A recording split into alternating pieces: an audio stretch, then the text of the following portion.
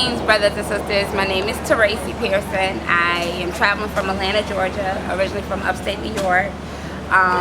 This journey has been absolutely amazing on so many different levels. I feel personally that coming to the motherland, I was able to have a spiritual rebirth, to connect with my ancestors, but not just to connect with them, to also know my mission and my purpose going forward. So being on this journey is definitely will change your life. You can never be the same again.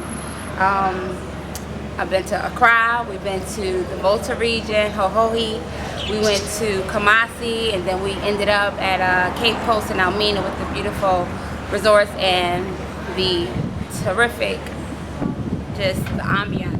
We visited the Cape Coast dungeons and Almena dungeons, and it's just been an experience. So if you are planning to come, be open. Just know that while everything may not work out perfectly, try to look at the bigger picture of it. The bigger picture is that you are reconnected to the motherland, the place where they took us from.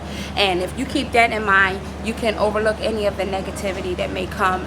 It's going to be little nuances. I'm not going to promise you that it's going to be perfect, but what I will tell you is that it's worth the journey. So if you get the chance to come and travel to the motherland, please, by any means, do so. Do not leave this world without reconnecting and coming to Africa.